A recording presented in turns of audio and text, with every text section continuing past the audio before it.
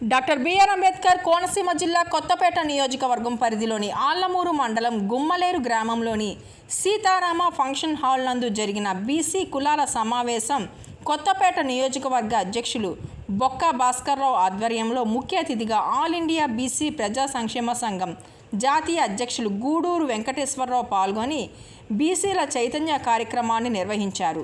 ఈ కార్యక్రమంలో గూడూరి మాట్లాడుతూ బీసీ సోదరులందరికీ ఏ విధమైన సహాయ సహకారాలు కావాల్సిన నా వంతు ప్రయత్నం చేస్తానని, ఎంతటి సమస్యలనైనా ఎదుర్కొనేందుకు నేను కృషి చేస్తానని హామీ ఇచ్చారు. నేను ఢిల్లీలో ఉన్నప్పటికీ మీ సమస్యను తీర్చేందుకు వెంటనే స్పందించి కార్యక్రమాన్ని పూర్తి చేస్తానని తెలియజేశారు. ప్రతి ఒక్కరూ నిజాయితీగా నిర్భయంగా మీ సమస్యల దృష్టికి తీసుకురావాలని కోరారు. చైతన్యమే మహాబలం అని నినాదాన్ని తెలియజేసి ప్రతి ఒక్కరూ కలిసికట్టుగా ఉంటూ జాతి యొక్క గౌరవం పెంచి యువతకు మార్గం చూపాలని కోరారు. ఈ సందర్భంగా కేంద్రంలో బీసీలకు 60% మంత్రిత్వ శాఖ ఏర్పాటు చేయాలని, ఉద్యోగులకు ప్రమోషన్లు, రిజర్వేషన్ కల్పించి క్రిమిలేయర్ పూర్తిగా తొలగించాలని కేంద్ర ప్రభుత్వానికి ఆయన విజ్ఞప్తి చేశారు. ఆంధ్రప్రదేశ్ రాష్ట్రంలో కూటమి ప్రభుత్వం ఏర్పడి సంవత్సర కాలం పూర్తి కావస్తున్నా వారు తెలియజేసిన మేనిఫెస్టో ఇప్పటి వరకు అమలు కాలేదని ఈ సందర్భంగా గుర్తు చేశారు. బీసీలకు చట్టసభలో రిజర్వేషన్ ఉంటేనే కానీ మన ఎమ్మెల్యేలు కానీ ఎంపీలు కానీ పోటీ చేసే అవకాశం లేదు. ఎందుకు అంటారా? మనకు ఉన్నటువంటి ఆర్థిక పరిస్థితి లేనప్పుడు రాజకీయాల్లో ఎదగాలంటే ఈ రోజుని ఆంధ్రప్రదేశ్లో చాలా కష్టమైనటువంటి విషయం. అలాంటి వాటి కోసం రిజర్వేషన్స్ కావాలని మనకున్నది కేవలం స్థానిక సంస్థల్లో రిజర్వేషన్స్ మాత్రమే ఉన్నాయి. స్థానిక సంస్థల్లో రిజర్వేషన్ కూడా గౌరవ ఎన్టీ రామారావు గారు ఆనాడు స్థానిక సంస్థల్లో రిజర్వేషన్ కల్పిస్తే ఆయన 34% రిజర్వేషన్ కోట్ల విజయభాస్కర్ రెడ్డి గారు ఇచ్చారు. కానీ గతంలో 2016లో ఎన్నికలు జరిగిన తర్వాత 2014లో అప్పుడు వచ్చినటువంటి ప్రభుత్వానికి ముందు కాంగ్రెస్ ప్రభుత్వం కిరణ్ కుమార్ రెడ్డి ఉండగా ఈ రిజర్వేషన్ 34% రన్ అవుతుంది.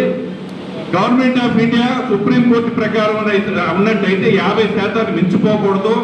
ఈ 10% ఎందుకు రిజర్వేషన్ వాళ్ళకి ఎక్స్ట్రా ఇస్తున్నారని ఒక తెలుగుదేశానికి సంబంధించినటువంటి ఎమ్మెల్సీ గారు కోర్టులో కేసు వేశారు.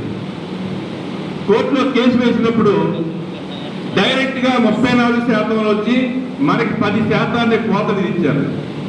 బీసీలకు 10% కోత విధిస్తే అప్పుడు 23.5% రిజర్వేషన్ మనకు వచ్చింది.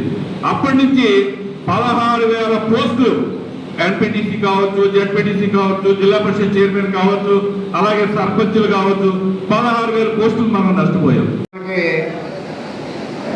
భారత ప్రధాని ఒక బీసీ అని ఎవరికైనా మన అందరికీ తెలుసా అండి?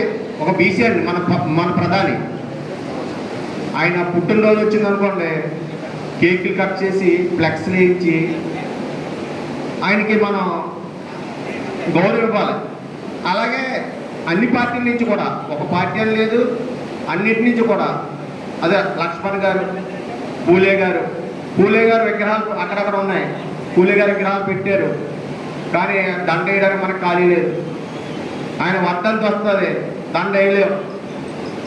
అలాగే ఆయన జయంతి వస్తుంది, దండ వేయలేవు. అలా మన బీసీల నాయకులు కానీ, బీసీ దేశ నాయకులు కానీ మనం గౌరవించుకోలేకపోతున్నాం. మన దురదృష్టం ఇది.